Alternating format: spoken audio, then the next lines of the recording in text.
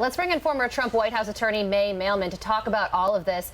May, good morning to you. So right after this Maine Secretary of State released this decision that she's taken Trump's name off the ballot, Trump's campaign spokesman released a statement, and quick, saying that they're going to file a legal objection. So what is your reaction to this? And also, what happens next?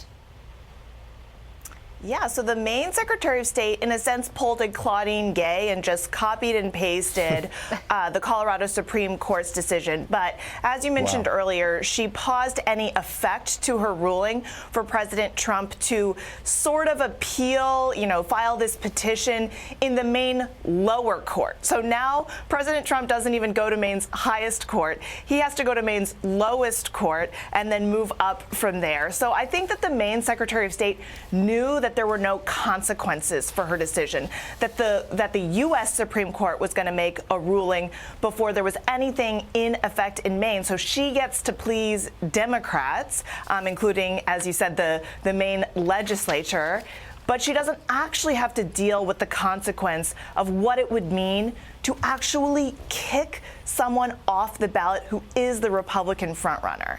What happens next? I think that the U.S. Supreme Court does take the Colorado case, because now there's a split. You've got Colorado going one way, you've got Michigan going the other way. You've already had the Colorado Republican Party appeal to the Supreme Court. So really, this Maine decision is going to be sort of forgotten in the end, but she gets to say that she tried to kick off President Trump. When it comes to setting precedent through the Supreme Court, if the Supreme Court gets to this Colorado decision somehow before January 5th, will that essentially settle the Maine case and other cases like this, or are there avenues of approach that could still get President Trump off the general election ballot through similar secretaries of state or even Supreme Courts of states that maybe are politically partisan?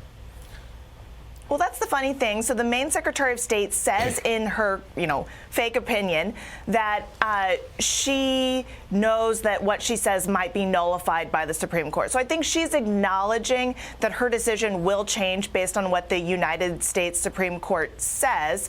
But at the same time, this is what's so dangerous about the arguments that the leftists are making here, which is that the 14th Amendment is self-executing, meaning anyone has authority to do anything about it. So even if the Supreme Court were to rule, what's to stop some random poll worker from scratching off Donald Trump's name? I mean, there really is an endless amount of mischief that can happen when you have every person onto themselves, the Maine Secretary of State, the Colorado Supreme Court, etc., just saying, I am the interpreter of the 14th Amendment. I don't need any guidance from anybody, from Congress, from the courts, from anybody. Well, and that's exactly what I wanted to ask you about, May, because I'm holding the 14th Amendment. It's only got 5 sections. And in the 5th section, it's one sentence that says, the Congress shall have the power to enforce by appropriate legislation the provisions of this article.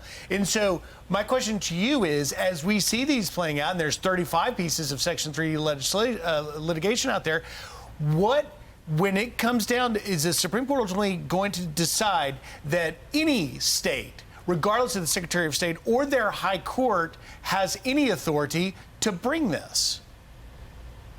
Yeah, that is one of the main questions, one of the main appeals. And so there's guidance actually from way back when. So 1 year after the 14th Amendment was passed in 1869, the Chief Justice of the Supreme Court, who was appointed by Abraham Lincoln, said, I'm looking at the 14th Amendment. I see no indication that everyone is just supposed to nullify any act from anyone who ever engaged in insurrection, because it would be totally unworkable. So I think that reading this provision, living during this time, what we need is some act from Congress. And guess what? There is an act from Congress implementing this. There is a legal provision that criminalizes an insurrection. And not only has President Trump not been convicted of an insurrection, Jack Smith, the most aggressive prosecutor that we know of, has not even brought the charge of an insurrection. So you know, all we can do is look to, you know, the time of the 14th Amendment, see what they thought, and we have an indication from somebody who's extremely persuasive, who was the Chief Justice of the Supreme Court at the time. Well, if the Supreme Court rules in Trump's favor, then this is all a gift to him because this is publicity money can't buy. Yeah. May, thank you so much for joining us. Have a great day. Thank you. Thank you, May. I'm Steve Ducey. I'm Brian Kilmeade. And I'm Ainsley Earhart. And click here to subscribe to the Fox News YouTube page to catch our hottest interviews and most compelling analysis.